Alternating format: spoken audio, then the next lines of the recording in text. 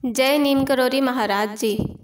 आज के इस वीडियो में मैं आपको बाबा नीम करोली और एक पंडित की कहानी सुनाने वाली हूँ।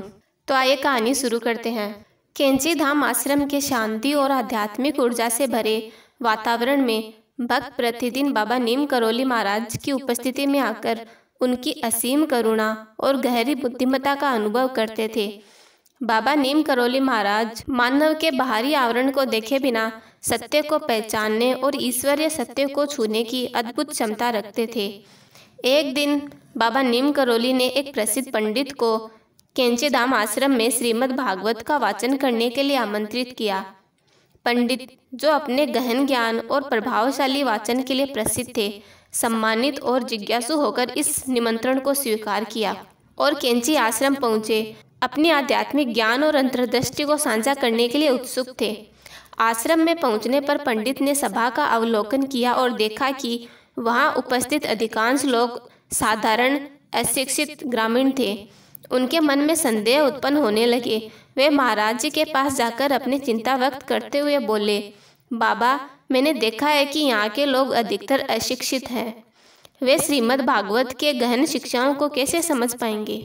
महाराज जी ने अपने सदैव मौजूद सौम्य मुस्कान के साथ, आंखों में चमक के साथ पंडित की ओर देखा और शांत और विश्वास के साथ उत्तर दिया, चिंता मत करो पंडित जी, भगवान हनुमान सुन रहे हैं।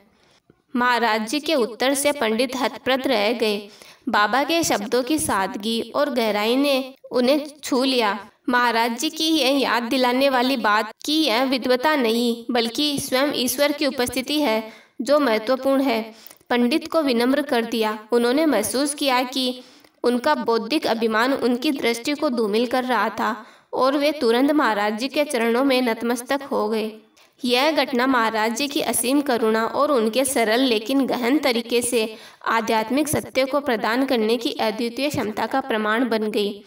उनकी शिक्षाएं, जो अक्सर दैनिक बातचीत में लिपटी होती थी, सभी को यह याद दिलाती थी कि आध्यात्मिकता का सार विनम्रता, भक्ति और जीवन के प्रत्येक पहलू में ईश्वरीयता की पहचान में निहित है।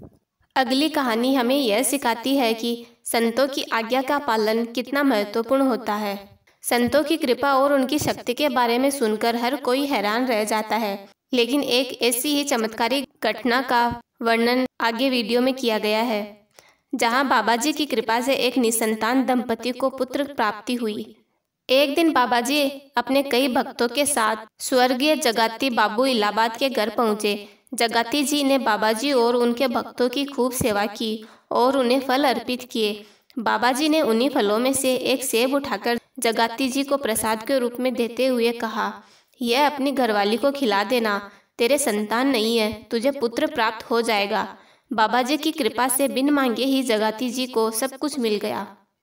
बाबा जी के जाने के बाद जगाती जी ने सोचा कि वह 60 साल के और उनकी पत्नी 54 साल की हो गई है। इस उम्र में उन्होंने साहस नहीं किया कि वे पुत्र का पालन कर सकेंगे। इसी बीच उनके 70 वर्ष के पड़ोसी मित्र, जो कि निसंतान थे, उनके घर आए। उनकी पत्नी भी 60 साल से ऊपर की थी। जगाती जी ने वह सेब अपने पड़ोसी को दे दिया।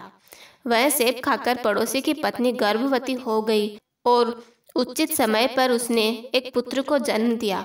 वे बड़े लाड प्यार से उसका लालन पालन करने लगे, लेकिन 2 वर्ष बाद वह बच्चा चल बसा। पुत्र वियोग में वे वृद्ध दंपति बहुत दुखी हो गए। जब अगली बार जगाती जी बाबा से मिले तो उन्होंने पूरी घटना बताई और पूछा कि वह बच्चा क्यों चला गया। बाबा जी ने तुरंत कहा, वह सेब मैंने तेरी घरवाली के लिए दिया था, तूने उस 62 वर्ष की बुढ़िया को खिला दिया। वह लड़का जाता नहीं तो क्या रहता। इस कहानी से हमें यह सीख मिलती है कि हर कोई इतना बड़ा भाग्यशाली नहीं होता कि संतों की कृपा का पात्र बने। जिसको आज्ञा हो जाए उसे पूरी करनी चाहिए और हमेशा गुरु आज्ञा में रहना चाहिए। संतों की कृपा का महत्व और उनकी आज्ञा का पालन करना हमारे जीवन में चमत्कार ला सकता है। अगर आपको यह वीडियो पसंद आया है तो प्लीज़ लाइक कीजिए और अपने दोस्तों को शेयर कीजिए। ऐसे ही और वीडियोज़ के लिए हमारे चैनल को सब्सक्राइब कर लीजिए। धन्यवाद। जय नीम करोली महाराज जी।